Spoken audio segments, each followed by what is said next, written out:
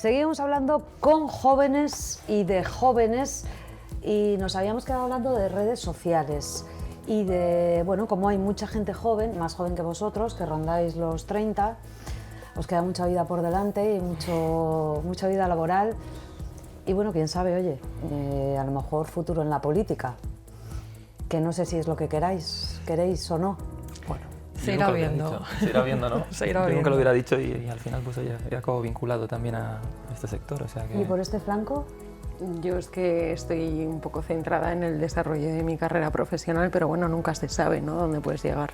¿José? Yo creo que el que tiene su sensibilidad al final social política, creo que nunca, aunque te dediques a otras cosas, siempre vas a tener algo que te tira... Un gusanillo. Un gusanillo, sí.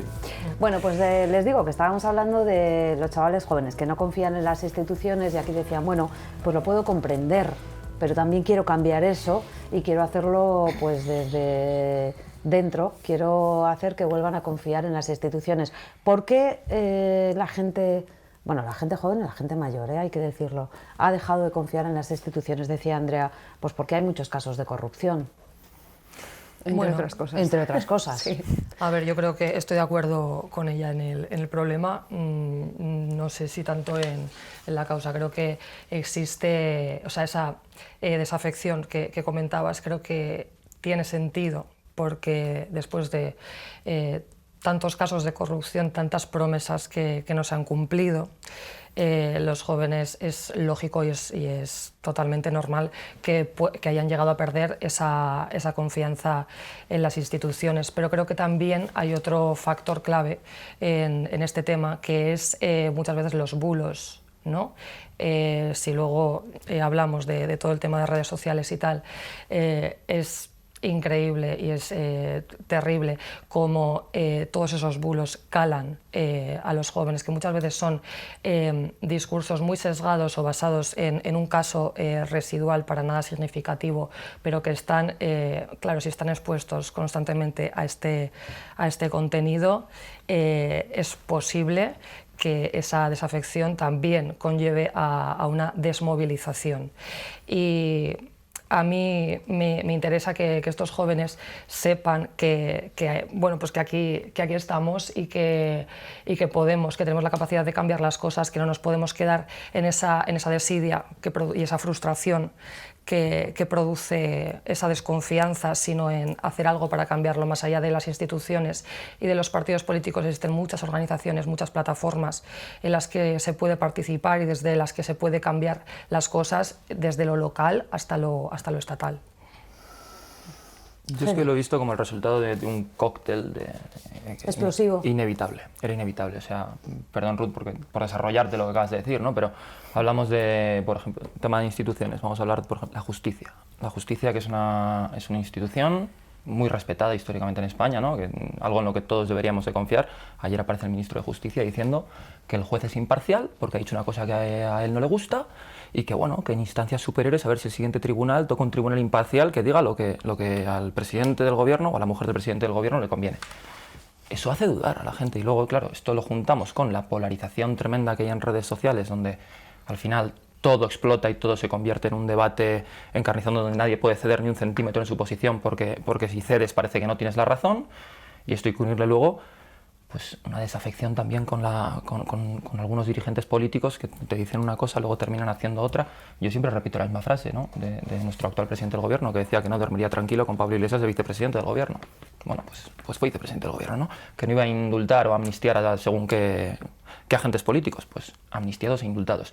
Entonces, al final, ¿todo esto qué genera? Pues genera desconfianza en el sistema, es que es normal, pero ya no los jóvenes, hablamos de los jóvenes porque estamos aquí 4 jóvenes, pero los jóvenes y los no tan jóvenes. Al final eso te genera una desafección de decir, no me importa lo que me estén diciendo porque si no sé, la palabra de un juez no vale nada, la palabra de un dirigente político no vale nada. Al final, ¿qué es lo que vale, ¿no? Y esto termina pues eso, en una polarización donde hay algunos beneficiados y otros que pagamos las consecuencias. 3 abogados, por cierto, tenemos aquí, O sea, una licenciada en Trabajo Social. O sea, me gustaría abordar el tema este que habéis mencionado de la corrupción. Bueno, para empezar, que la corrupción es una lacra y es sobre todo lo que más puede afectar a que una persona más ajena, ¿no?, pueda decir que una institución está fallando. Yo ahí puedo entender el descontento, pero bueno, siempre hay que contextualizar que siempre hay que tener alguien operante, es decir, cuando se identifiquen estos casos, sacarlos fuera para que no se vuelva a repetir y limitar al máximo el daño que se hace. Yo creo que eso es clave, a pesar de que ya se ha hecho y ya el daño está hecho. Pero creo que luego la respuesta, hay que ser ahí exigentes en la respuesta, sobre todo. Y luego también pienso que hay que identificar qué cosas afectan a la desconfianza, pero qué cosas generan confianza. Yo creo que cuando vemos que aumenta el salario mínimo interprofesional, yo creo que son garantías que hace a gente que le pueda hacer aumentar la confianza en las instituciones, yo creo. Yo creo que son cosas positivas que afectan a gente. Entonces yo creo que hay que no dejarse llevar por los bulos que aprovechan, inciden mucho y le dan mucha caña, y pues al final ya parece que estamos debatiendo entre mentiras. No estamos ya debatiendo lo que es mentira y la verdad, sino que estamos viendo cuál es la menor de las mentiras. Porque, por ejemplo, a ti, José, no te daría vergüenza decir, oye, a mí me da asco los comportamientos que estoy observando en un partido, estás afiliado a Juventud Socialistas, ya lo sé, no al PSOE, pero comportamientos que se están juzgando ahora. No tienes ningún problema en decir... Sí, es lamentable lo que ha hecho esta persona y todo lo que la ha rodeado. Sí, sobre todo pues como todo lo bueno que se estaba logrando ha quedado pues empañado por estas personas. Y te haría a ti la misma pregunta, ¿eh? Por supuesto. ¿Condenarías sin ambajes? Pero sin ningún problema. Es que al final es algo que quita confianza en el sistema, es algo que nos hace daño a todos. Es que comentaba ahora José, por ejemplo, lo del salario mínimo. Es que ojalá el debate político fuera si lo mejor es subir el salario mínimo o si económicamente es conveniente, oye, fomentar la productividad de nuestro país para que mejoremos como país y nuestro tejido empresarial sea más fuerte y pueda ofrecer mejores salarios y sea una cuestión de competitividad, porque los salarios mínimos, subir el salario mínimo está bien, sí, pero al final se va a acabar comiendo la inflación, no deflactas IRPF. Es que ojalá el debate fuera ese, ojalá fuera un debate de cada medida analizada en su individualidad para ver si realmente impacta positiva o negativamente en la vida de las personas. Pero el debate no es ese. El debate político no es ese. Es el sucio, claro. El barro, el y tú más... Ese es el pero es que a veces a ciertas posiciones políticas les conviene sacar eso siempre. Entonces ellos también desaprovechan las oportunidades para debatir cosas de verdad, yo creo. Porque vosotros sois conscientes de que, aparte de en el Congreso de los Diputados, en el Senado, en los parlamentos autonómicos, incluso en ayuntamientos, pero además en las redes sociales, a veces los partidos políticos se enfangan en cruces innecesarios, que es un poco utópico lo que tú has dicho. Está, ¿no?, tan polarizada la sociedad, se ha polarizado tanto la sociedad precisamente por estos sentimientos que se están generando dentro de la gente, que al final, oye, pues se nos genera una polarización dentro que hace muy difícil que pueda haber, oye, un enfrentamiento. Sesión de control, hoy es miércoles, hoy es sesión de control al gobierno. Si nos ponemos la sesión de control al gobierno, pero si los ministros van con las respuestas a las preguntas escritas, que me pueden decir, el diputado popular que la pregunta también la lleva escrita. Hombre, claro, la pregunta hay que llevarla escrita. El problema es cuando la respuesta va escrita también. Y ya se entran descalificaciones personales. Y no, pues oye, me ha preguntado Álvarez de Toledo, pues es que eres una estirada y eres no sé qué. Y tu amigo de no sé dónde... No hay debate político. O sea, el presidente del gobierno está ahora en China, en el día de la sesión de control. Pero es que el vicepresidente primero tampoco está y la vicepresidenta segunda tampoco está. Entonces, claro, nos llenamos la boca hablando de que ojalá poder debatir ideas. Pues habrá que predicar con el ejemplo, Marta, eso es lo que denuncio.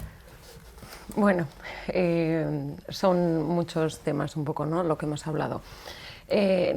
Creo que no solamente podemos hablar de bulos, sino lo que la gente percibe directamente, porque estamos hablando de jóvenes que hacen uso de la educación, ¿no? Y dentro de esa educación hay una reacción a los contenidos. Por ejemplo, Ruth nos ha dicho que, bueno, que fruto de esa adolescencia un poco rebelde se rebeló frente a un mensaje, unas injusticias que ya percibía. Entonces yo creo que también hay un movimiento por parte de los jóvenes que perciben que se les está intentando imponer un tipo de vida, una serie de ideas que no calan, entonces las rechazan de plano. ¿Te refieres a adoctrinar en la escuela? No. Mensajes. Yo no voy a hablar de adoctrinamiento porque yo ya hace mucho tiempo que no voy a las aulas, pero sí que es verdad que cuando tú ves, por ejemplo, los contenidos de una asignatura de inglés y solamente el 42% es contenido educativo y el resto son una serie de aptitudes totalmente subjetivas, empiezas a dejar de creer en la educación, a dejar de creer en los contenidos que se enseña a los chavales en las escuelas y eso yo creo que dentro de ellos también tiene un sentimiento de rechazo, ¿no? Si te están imponiendo un mensaje, la juventud tiende a rechazarlo, eso por una parte. Y luego por otra, los jóvenes hacemos uso del transporte público, hacemos uso de la sanidad, queremos acceder a una vivienda. Y vemos que por parte de la administración pública no existen ayudas efectivas para que un joven pueda comprarse una vivienda, por ejemplo. El otro día veíamos en prensa que el perfil mayoritario de acceso ahora mismo a la vivienda eran o familias inmigrantes o mujeres de más de 35, creo que eran, ¿no? Entonces, cuando tú intentas comprarte una vivienda, no tienes unas condiciones laborales dignas, es normal que tu sensación sea de rechazo al gobierno que está en ese momento. Y por otro lado, el tema de las redes sociales, pues bueno, creo que ahí entra un poco en juego los algoritmos, ¿no? El tipo de contenido que tú consumes y al final terminas viendo mensajes solamente de un tipo. Y dentro de ese sistema educativo yo considero que sí que es muy importante que a los jóvenes se les den herramientas de salud mental y además educativas para saber qué tienen que creer y qué no, y además los contenidos que consideren que no, ¿por qué? Es decir, que se les enseñe un pensamiento crítico, pero crítico y objetivo. ¿De qué pensáis que sí, lo has dicho tú, Fede, de qué, por dónde tienen que ir los tiros en el debate político y en la acción más que el debate político de este país para que vosotros, que ahora tenéis 30 años, tengáis una calidad de vida pues como la han tenido vuestros padres, currando mucho, con mucho esfuerzo, pero consiguiendo frutos de ese esfuerzo? ¿Por dónde tienen que ir la acción, el debate? Yo creo que claramente lo que más está preocupando ahora mismo a los jóvenes y no tan jóvenes es precisamente el acceso a la vivienda. Pero es que todos estos temas de los que estamos hablando van hilados. Todo el tema de el acceso a una educación pública de calidad, el acceso a una sanidad pública y de calidad, a una atención primaria, que no estemos 1 o 2 semanas esperando a que nos den cita, que haya realmente que se cumpla la ley de salud mental que tenemos aprobada en La Rioja y que lleva guardada en un cajón desde su aprobación.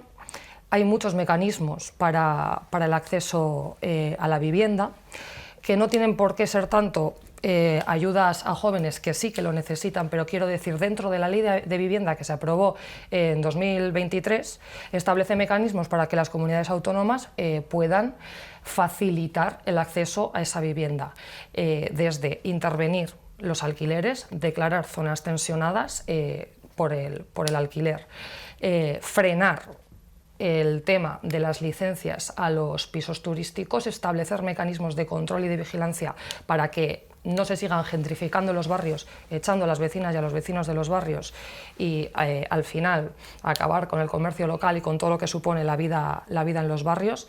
Creo que existen mecanismos pero que simplemente no se han querido utilizar.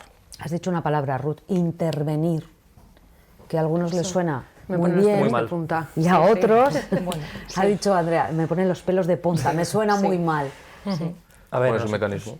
No, yo iba a comentar que con respecto al tema de la vivienda, que es efectivamente el principal problema que tenemos los jóvenes, perdón, es que voy a comentar una serie de datos y no voy a aburrir demasiado. En el año 2023 Pedro Sánchez anuncia 184.000 viviendas. Anuncia posteriormente 20.000 viviendas que se iban a construir en suelo del Ministerio de Defensa, 43.000 viviendas gracias a financiación de créditos ICO, 15.000 viviendas al año a partir del año 2026. Ha creado un plan estatal de vivienda 2630 con una aportación económica de 7.000 millones de euros. Yo sé que todas estas cifras las he tenido que leer, son difíciles de memorizar, pero vamos a hacer un trabajo memorístico mucho más sencillo. La cifra más fácil de todas es las viviendas que se han construido gracias al gobierno de España, 0. Y hace 7 años que están gobernando. Me hablan de intervención de mercados. Hablamos, lo que falta en España son viviendas. ¿Interviene el mercado para qué sirve? Se ha hecho ya en Barcelona. Se intervino el mercado del alquiler en Barcelona y los propietarios han quitado sus viviendas del mercado del alquiler. Porque no hay seguridad jurídica. Porque si tu inquilino te deja de pagar o se te ocupa tu vivienda, vas a pasarlas de Caín para recuperarla. Porque te están diciendo a qué precio tienes que alquilar. Eso lo único que hace es desincentivar que tú pongas tu vivienda en el mercado, que una persona ponga su vivienda en el mercado de alquiler, y a menos oferta y misma demanda o mayor demanda todos los años, mayores precios. Entonces, ¿qué hay que hacer? Y yo quiero además una cuña publicitaria, pero es que se pueden hacer cosas. Es que el Partido Popular en Logroño tiene un plan municipal de vivienda y el Partido Popular en La Rioja tiene el plan Revive para llevar gente y el plan Avala. Quiero decir, hay mecanismos y en Logroño tenemos ya proyectadas 600 viviendas. ¿Qué se podría hacer incluso desde el Gobierno de España? Financiación, liberación de suelo, quitar trabas burocráticas. Pero es que no estamos en eso. Estamos en tapar otras cosas y al final, ¿quiénes lo pagan? Ya no los jóvenes que no podemos acceder a una vivienda. Es que hay gente de 35 y de 40 años que no puede desarrollar su proyecto de vida porque el Estado no le da las herramientas necesarias para poder empezarlo. Bueno, pues me alegra saber que estás comunicando que el Partido Popular va por fin a ponerse a ejercer sus competencias, porque al final es así. La Constitución... el plan Revive es del año 2023 y el plan Aval es del año 2024. Sí, pero el plan municipal de vivienda está en presentado materia en el de 24. competencias urbanísticas y vivienda... Gobernamos desde el 23, por contextualizar. Sí, te digo, pero que las competencias urbanísticas y de vivienda, ordenación, planificación urbanística, son siempre municipios y comunidad autónoma. ¿Y la financiación? La financiación pues depende de más mecanismos. Sí que es verdad, es verdad, José, que te dejo hablar, pero sí que es verdad que para poder financiar este tipo de políticas igual lo conveniente sería tener presupuestos Sí, generales pero del Estado. hay una ley de vivienda que ha costado sacarla y se ha aprobado. ¿Y para qué ha servido? Pues si no se aplica. Si no se aplica, ¿cómo Sí. va a ¿Sabéis servir? dónde se aplicó? En Barcelona, por ejemplo, para la regulación de los alquileres. ¿Y qué han conseguido en Barcelona? Que alquilar un apartamento de 60 metros te cueste 2.000 euros, Ruth. Bueno, yo creo que pero lo si es que es evidente. es que desaparezcan los alquileres de lujo disfrazados de residenciales. ¿Y qué ha Por conseguido? ejemplo. ¿Cómo han Y cambiado? los datos no dicen lo que dices tú. Sí, claro que sí, pero ¿cómo ha cambiado la vida de la gente en Barcelona?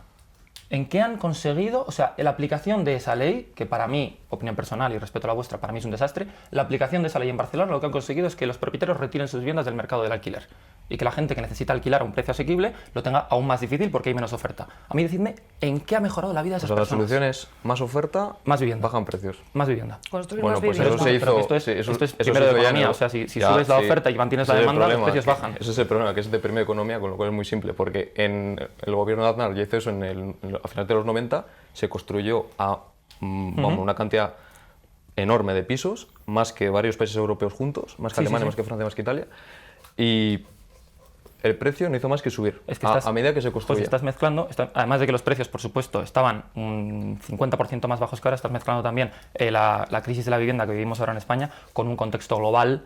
Porque quiero decir, a ver si vamos a pensar que el boom del 2008 fue cosa de José María Aznar, que tampoco estaba gobernando, por cierto. No, pero fue una quiero receta económica Oye, pues nada, para pues Lehman Brothers quebró por culpa de milagro José María económico Aznar. español, pero bueno. Primicia que hemos dado hoy en TVR. No, pero que es eso, yo creo que la solución nunca va a venir, que sí que hay que No, o sea, construir. con, hay que todo, construir. con Sí. todo el cariño y el respeto, José, pero sí.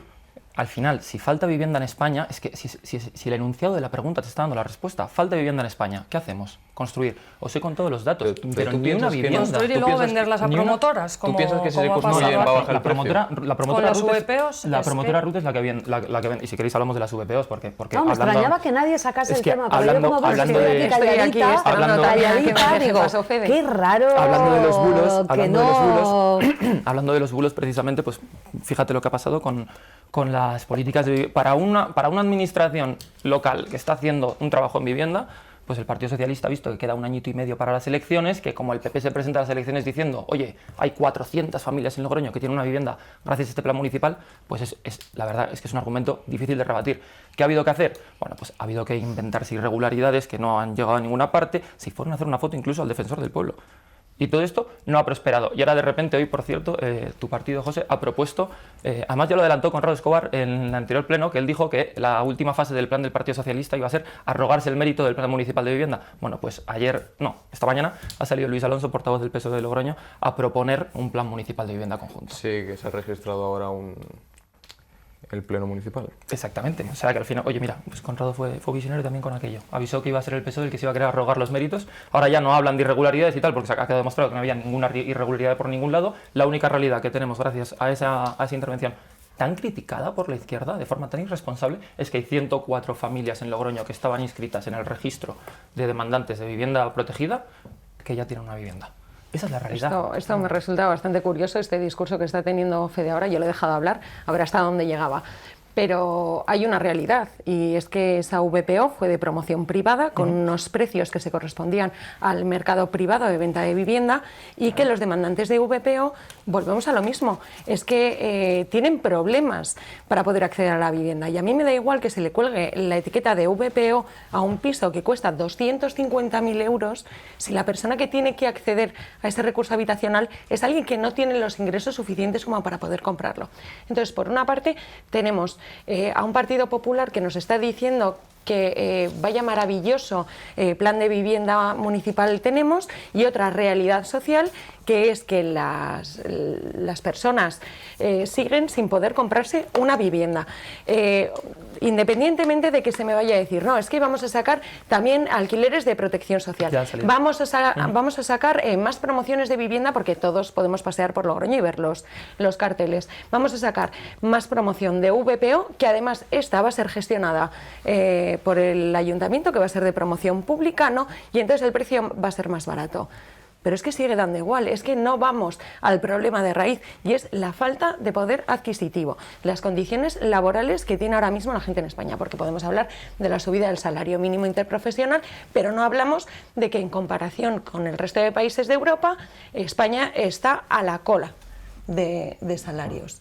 Entonces, bueno, antes todos nacíamos en un tejado, ¿no? En un techo, porque nacíamos en nuestra casa, e independientemente de que tú te emanciparas, había vivienda libre que tú podías comprar. Entonces, por una parte tenemos la consecuencia de una inestabilidad política que no nos da la seguridad de que, bueno, si yo meto a alguien en mi casa lo voy a poder sacar, porque tenemos una ley de 2013 de protección del deudor hipotecario que, bueno, nos pone una serie de requisitos para que se pueda desahuciar a una persona. Por otro lado, el tema de la ley de vivienda, y por otro lado, desde 2020 hemos tenido hasta hace poquito una regulación que nos decía, bueno, esta persona con un informe de servicios sociales que establezca su vulnerabilidad, sin más, sin documentación más allá que lo venga a corroborar, no lo vas a poder sacar de tu casa, por lo menos durante un año. Entonces, ¿qué pasa? Dentro de ese techo que podíamos tener todos antes, ya no solamente es que no lo tengamos porque la gente no saca esas viviendas, sino que además tenemos que tener más techos para acoger a personas que vienen de fuera. Esas personas tenían su techo garantizado en las condiciones que sean en su país de origen. Pero es que ahora, con otras 500.000 personas que estábamos hablando antes, ¿de dónde sacamos 500.000 viviendas? O las 200.000 que pueden traer por reagrupación familiar. ¿Cómo? Ya, pero es que, no es que hayan venido, ¿has ido a ver la cola alguna vez del albergue municipal? Porque eso es una situación muy preocupante. Y entonces, claro, también hablábamos de desafección. ¿Cómo no va a haber desafección si lo que vemos es que no hay una prioridad de ayudar a las personas que estamos aquí, que vivimos aquí, que contribuimos aquí y estamos en la misma igualdad que los que vienen de fuera? Es que esto, claro que sí, causa un descontento respecto a la vivienda, que no se nos dan soluciones reales, y por otra parte una desafección porque vemos que contribuimos, nos esforzamos y no tenemos esa repercusión en los servicios públicos en general, y en concreto, si queremos hablar de vivienda, prioridad en el acceso a la vivienda de promoción oficial a los nacionales. Yo una pregunta, o sea, porque al final, perdón, que no damos soluciones. La pregunta, y luego desarrollo un pequeño comentario, la pregunta es, ¿y cuál es la solución? Porque sabes perfectamente que los precios de las VPOs vienen tasados por unos módulos que se establecen en base al encarecimiento de la materia prima para construir esas viviendas. Porque muchas veces yo oigo los discursos de Vox y creo que se chocan con la realidad. Quiero decir, ¿qué queréis? Viviendas a 100.000 euros, de 100 metros que yo cuadrados. Lo he dicho, claro, es que el problema está en el poder adquisitivo de las personas. El problema está en que si tú no puedes entonces adquirir una vivienda, es ahí donde tiene que entrar la administración para proponerte otro tipo de soluciones, como puede ser, por ejemplo, el alquiler asequible, que es lo que está haciendo el Partido Popular. O sea, este año, antes de diciembre, en la Plaza de los Cuentos se van a entregar viviendas de alquiler asequible gracias a la colaboración del Gobierno de La Rioja con el Ayuntamiento.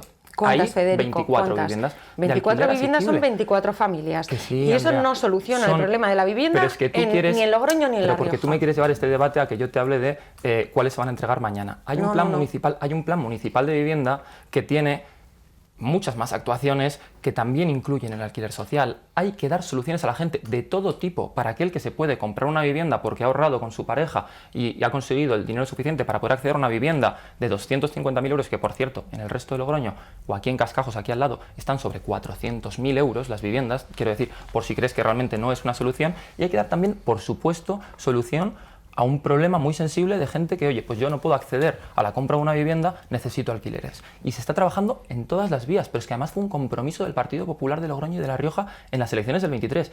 Iban a desarrollar todas las herramientas a su alcance para que en Logroño y en La Rioja hubiese más vivienda. Entonces el problema es la falta de ambición por parte del Partido Popular a la hora de Uy, desarrollar los este tipo de... acontecimientos. No, Falta de quiero ambición. decir, porque si Pero nos a están mí, diciendo yo, 24... Si quieres, te compro la falta de ambición, pero ponme un solo ejemplo de un ayuntamiento que está haciendo más que el del Partido Popular de Logroño.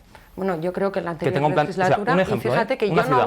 yo no voy a abogar aquí ni por las medidas socialistas ni nada, No, ya, pero ya. sí es una realidad que en la legislatura anterior, en Calahorra, por ejemplo, el Partido Socialista sacó adelante construcción de vivienda pública. Entonces, bueno, si quieres que te ponga un ejemplo, una promoción completa. ¿De cuántas viviendas? O Yo sea, creo que fueron unas 24, por ejemplo, te puedo decir. bueno, pues, unas pues 24 que son viviendas el mismo que no alquiler está, social. que no está mal. Nosotros tenemos un plan que ha alcanzado ya 600 y porque no quiero vender humo con lo que se va a seguir desarrollando durante la próxima legislatura, porque estamos desbloqueando Ramblasque y ahí vamos a tener más de 2.000 viviendas a disposición Bueno, para los todo esto, logroñeses. perdonadme, venía a que hemos dicho que por dónde deberían ir los tiros del debate y ha dicho Ruth, yo creo que lo principal, vivienda, que es nuestro Ya principal has visto que a todos nos ha programa, ¿no? encendido Se han esto, abierto porque- eso Es un tema sensible. Con lo Sí, cual sí. es un tema sensible que Sí, pero a mí me gustaría evidentemente- simplemente destacar el tema del poder adquisitivo, que es que básicamente los precios son tan caros de acceder a la Exacto. vivienda y del alquiler que es que se te comen el poco poder adquisitivo que puedes tener. Y si no se hubiera subido el salario mínimo, es que estaríamos hablando de situaciones más críticas aún, yo creo. probablemente Porque la salario, gente estaría en dicen, las el salario calles. medio son 2.000 euros. Bueno, yo, de mis amigos, casi nadie se acerca a eso. Y luego está el salario modal, que son 1.200, 1.400. Eso ya me cuadra más con la realidad, al menos, que yo veo. Entonces, claro, si tienes ya alquileres a 1.000, Pero es que, pues perdón, eso se te yo complica. hablo de una medida No os he cosmética. dicho nada, pero estamos a 2 minutos de acabar. Pues yo agoto 30 segundos y dejo a mis compañeros, pero yo hablo de medidas cosméticas porque si tú me subes el salario mínimo a 1.200 euros, pero no me deflactas el IRPF, es decir, que de esa subida que tengo sigo pagando impuestos por encima de lo que me correspondería. Y habiendo 104 subidas de impuestos desde que gobierna Pedro Sánchez en España, pues es que igual la solución, en lugar de coger al empresario, ahorcarlo un poquito más y decirle tienes que subir el salario mínimo hasta aquí, que estoy de acuerdo en que los salarios en España son bajos, que no se me malinterprete y que hay que conseguir que suban los salarios, es que igual la cuestión pasa por fortalecer nuestro tejido empresarial para que los empresarios puedan subir los sueldos de forma natural y no de forma forzada, porque cuando tú subes los sueldos de forma artificial, lo que consigues es que entre la inflación, la no deflactación del IRPF y la carga impositiva terrible que vivimos en España desde que gobierna el socialismo, se comen todo. Por eso no llegamos. Pero es que esto lo sabes tú. ¿Por qué? Porque antes íbamos al supermercado con 200 euros y llenabas la nevera para una familia de 4 personas o 5 para semana y media, 2 semanas, y ahora con 200 euros puedes hacer la compra Bueno, creo que hasta el también miércoles. se ha destacado estos últimos, desde la pandemia, que vivimos en un mundo interconectado y que las cosas que pasan, por desgracia, a miles de kilómetros afectan y bastante La a la economía globalización. nacional. Sí, pero que la Entonces, yo subida creo de impuestos de Pedro Sánchez Sí, tiene sí. poco que ver con Irán, quiero decir. No, o sea, pero digo que suben. Sí, por supuesto, Tú has por mencionado la supuesto, materia por prima, supuesto. suben pues costes ahí de estamos totalmente combustible, de acuerdo. energía, Oye, electricidad. estoy hablando de otras cosas. Bueno, esto siempre pasa, que el debate se anima cuando ya se nos agota el Cuando tiempo. queda Esto es tiempo. así, es una ley de los debates y tertulias. Muchísimas gracias a los 4 por habernos acompañado. Nada, y espero... Yo os voy a invitar una vez al mes, a vosotros, a compañeros de vuestras formaciones. Así que nada, espero que les haya gustado, que renovemos un poco, que tengamos oxígeno, aire fresco y juventud que nos cuente pues cuáles son sus inquietudes y cómo ellos piensan, pues bueno, hacer algo mejor este mundo en el que todos vivimos, también los que ya no somos tan jóvenes. Así que les esperamos aquí en Más que Palabras y a vosotros muchísimas gracias por Gracias. habernos Gracias. acompañado. Muchas gracias.